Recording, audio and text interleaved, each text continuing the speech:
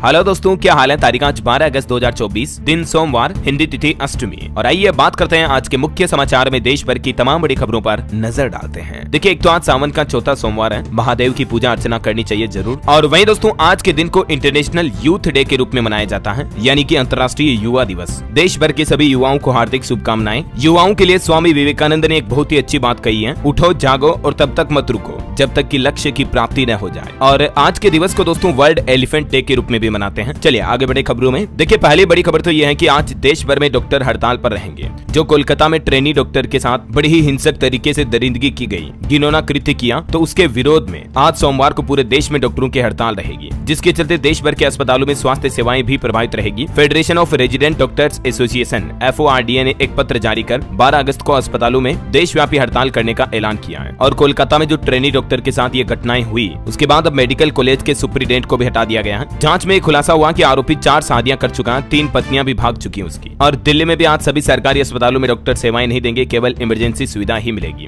बाकी देश भर में डॉक्टरों की हड़ताल रहेगी आज, है ना। चलिए अगली खबर देखिए दोस्तों, बांग्लादेश के हालातों पर अपडेट है कि भगवामय हुई बांग्लादेश की सड़कें, क्योंकि वहां के हिंदुओं ने अब नई सरकार के खिलाफ मोर्चा खोल दिया और अल्टीमेटम दिया, क्योंकि अभी बांग्लादेश में सरकार हटने के बाद हिंदुओं के साथ काफी हिंसा और अत्याचार हो रहा है। और बांग्लादेश में हो रही हिंदुओं के खिलाफ इन हिंसा के चलते न सिर्फ बांग्लादेश में बल्कि दुनिया भर में विरोध प्रदर्शन शुरू हो गया। देख सकते हैं आप ये तस्वीरें, कनाडा में भी हजारों हिंदू सड़कों पर उतर आए हैं। यहाँ तक कि हिंदुओं के समर्थन में ईसाई और यहूदी लोग भी विरोध कर रहे हैं। अमेरिका और ब्रिटेन में भी प्रदर्शन देखा गया। इधर अब बांग्लादेश की पूर्व प्रधानमंत्री शेख हसीना ने एक नया खुलासा किया और कहा कि अमेरिका ने बांग्लादेश के साथ ये खेला किया। मतलब बांग्लादेश में जो अभी हालात चल रहे हैं, इसके पीछे जिम्मेदार अमेरिका को बताया। शेख हसीना बोली कि यूएस एक आइलैंड मांग रहा था, लेकिन मैं झुकी नहीं, यानी कि बांग्लादेश ने उसे आइलैंड नहीं दिया अमेरिका को। अगर अमेरिका को सेंट मार्टिन द्वीप दे देती तो मेरी सत्ता नहीं जाती और मैं वापस बांग्लादेश लौटूंगी। ये बयान देखने को मिले बांग्लादेश की पूर्व प्रधानमंत्री शेख हसीना के। इधर भारत में असम समेत देश के कई राज्यों के बॉर्डर जो हैं, उनमें अवैध प्रवेश रोकने के लिए भारत बांग्लादेश सीमा पर हाई अलर्ट जारी कर दिया है। पासपोर्ट धारकों को हालांकि आने की अनुमति होगी। चलिए आगे बढ़ते खबरों में। देखिए, आप देश की राष्ट्रपति द्रौपदी मुर्मू को तिमोर लेस्ते का भी सर्वोच्च नागरिक सम्मान दिया गया। देश की राष्ट्रपति द्रौपदी मुर्मू अभी विदेश दौरे पर हैं और प्रधानमंत्री नरेंद्र मोदी ने भी राष्ट्रपति द्रौपदी मुर्मू को देश के सर्वोच्च नागरिक सम्मान grand collar of the order of Timor Leste से सम्मानित किए जाने पर गर्व व्यक्त किया।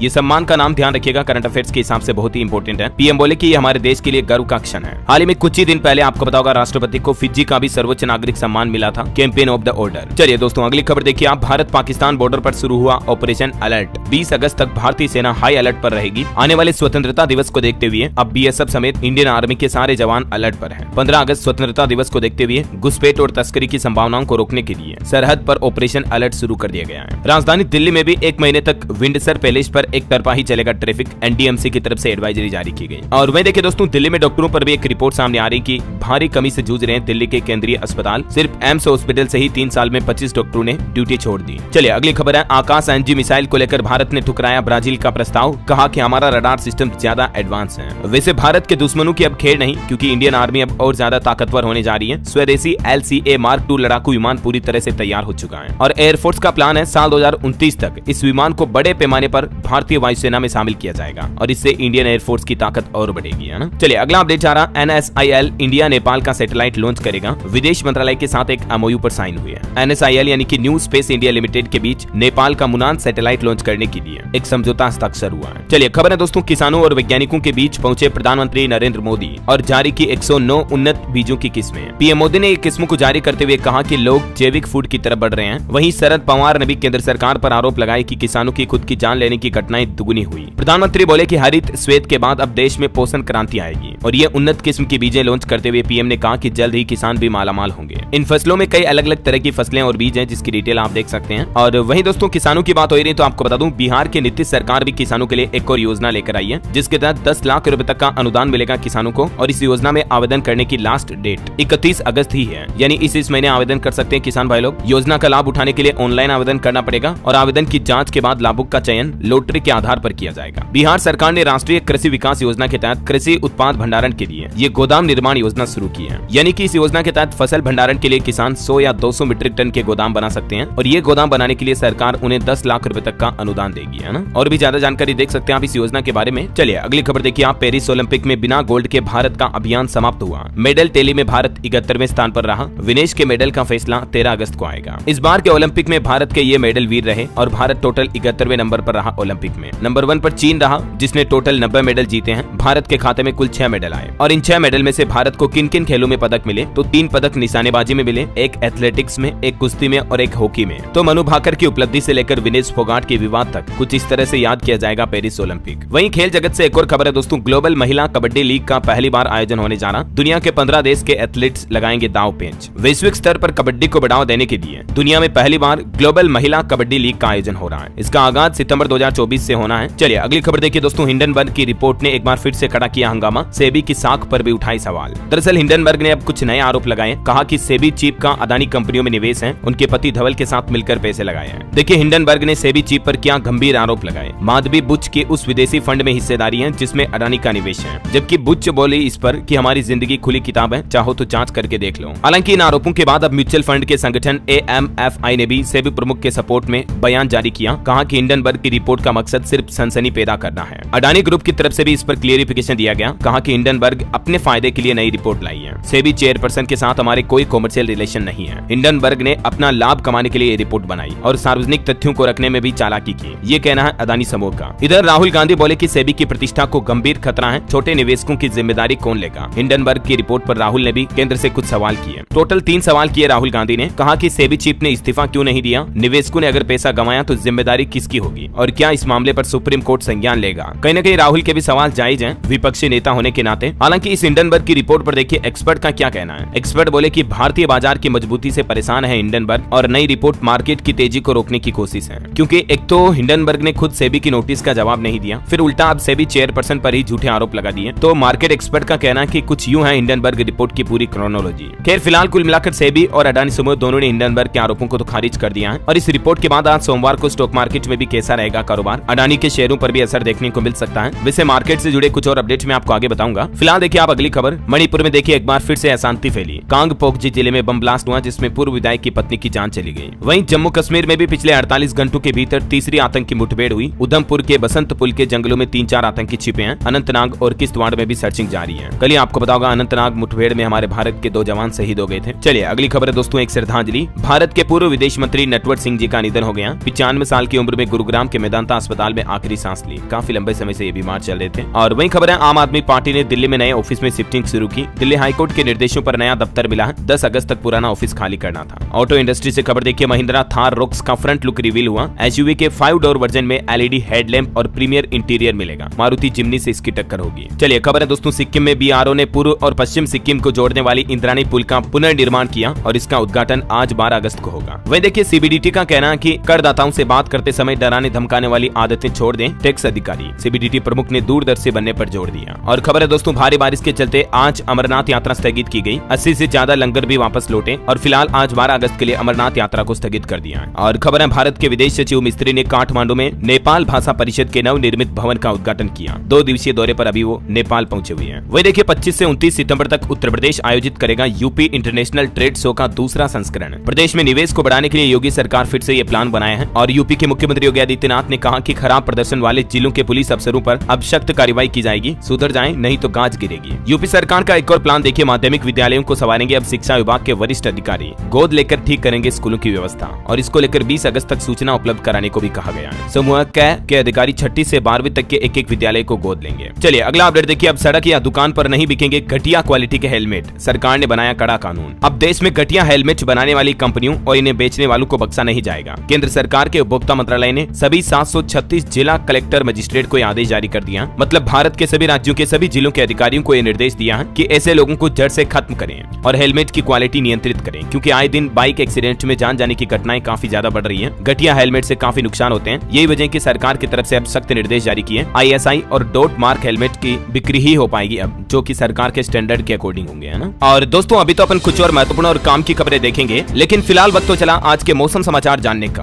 अरे एक सेकंड रुको, चाय आ गई, गर्मा गर्म चाय पी लेता हूँ। रात के 2-3 बजे चाय पीने का मजा ही कुछ और है।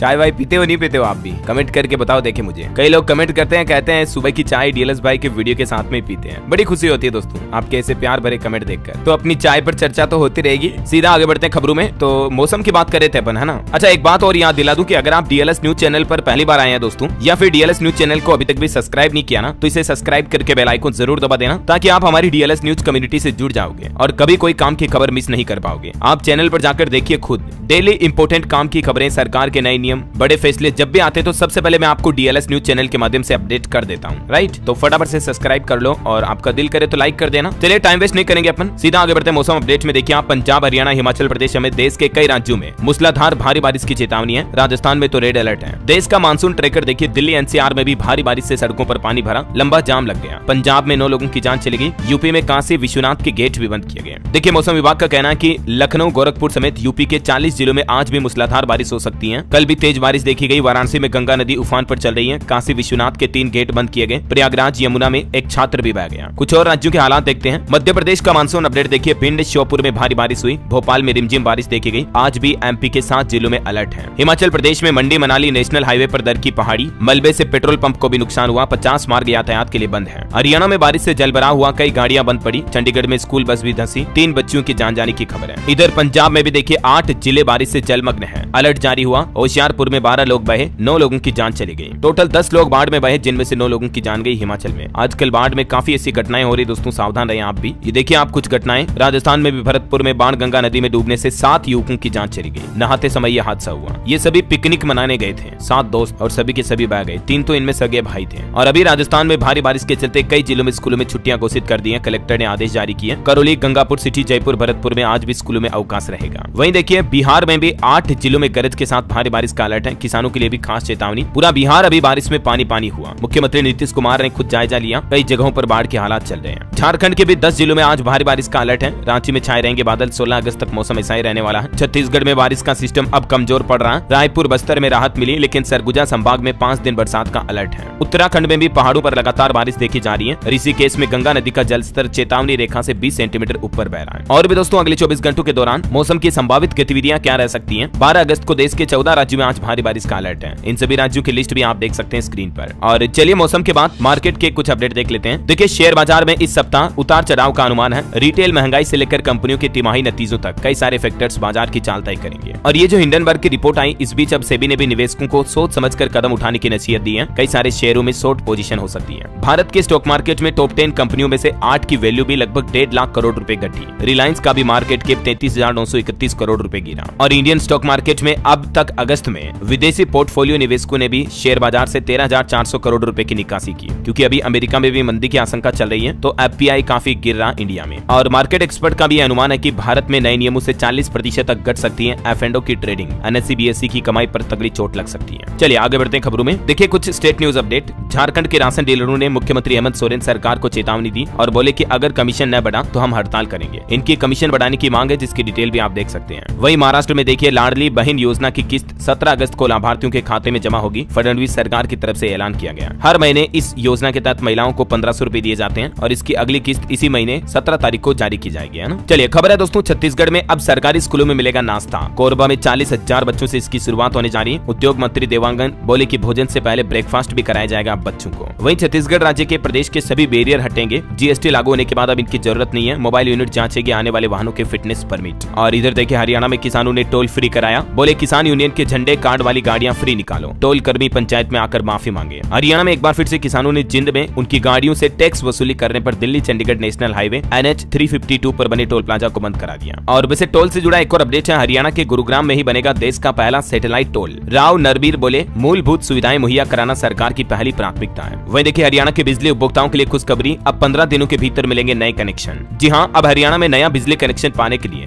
ज्यादा समय तक इंतजार नहीं करना पड़ेगा, क्योंकि हरियाणा विद्युत विनियामक आयोग की तरफ से बिजली कनेक्शन देने की समय सीमा निर्धारित की गई है। और इसके तहत मेट्रोपोलियन शहरों में 3 दिन और सामान्य शहरों में अधिकतम 7 दिन और ग्रामीण क्षेत्रों में भी 15 दिन के अंदर अंदर बिजली कनेक्शन मुहैया कराना होगा, है ना। वैसे हरियाणा में बिजली बिल को लेकर भी एक अपडेट आ रहा। बिजली उपभोक्ताओं के लिए खुशखबरी है। बिजली बिल अब अंग्रेजी के अलावा हिंदी में भी मिलेंगे। और गाँव शहरों वगैरह में नए कनेक्शन को लेकर तो अपडेट मैंने आपको बता ही दिया। अच्छा वैसे देखिए हरियाणा के ब्रॉन्ज मेडलिस्ट अमन शेरावत से पीएम मोदी ने बधाई देते हुए कहा कि माँ बाप को खोकर भी आप डटे रहे, बहुत संघर्ष किया, आपका जीवन दूसरों के लिए प्रेरणादायक है। तो अमन भी बोले कि साल 2028 में गोल्ड लाऊंगा सर। चलिए अगली खबर देखिए दोस्तों, पंजाब में आंगनबाड़ी केंद्रों में भ्रष्टाचार के आरोप लगे हैं। सांसद हरसिमरत ने मंत्रालय को एक पत्र लिखा, राशन आपूर्ति में अनियमितता की बात बताई और सीबीआई जांच की मांग भी की है। उनका ये लेटर भी आप देख सकते हैं। वही देखिए बिहार में अब सरकारी स्कूल में हेडमास्टर का पावर कम होगा, बल्कि जिले के डीएम का ऑर्डर चलेगा। बिहार के सभी सरकारी स्कूलों में प्रधानाध्यापकों को ठेकेदारी व्यवस्था से मुक्ति दिलाने की तैयारी कर ली है सरकार ने, और ये निर्देश जारी किया कि अब रेस्पॉन्सिबिलिटी ऑर्डर वगैरह ज्यादा होंगे डीएम के पास, उन्हीं के निर्देश जारी होंगे। अब सरकारी स्कूल में हेडमास्टर केवल 50,000 रुपए तक ही खर्च कर पाएंगे। चलिए खबर है दोस्तों, टाइगर स्टेट मध्य प्रदेश अब राजस्थान, उड़ीसा व छत्तीसगढ़ को देगा बाग, एनटीसीए से मंजूरी मिल चुकी है। वही देखिए आईएफएससी में सॉवरेन ग्रीन बॉन्ड्स में निवेश कर सकेंगे एफपीआई यानी कि फॉरेन पोर्टफोलियो के इन्वेस्टर्स भी, आरबीआई ने इसको मंजूरी दे दी है। अब यानी इस सेक्टर में भी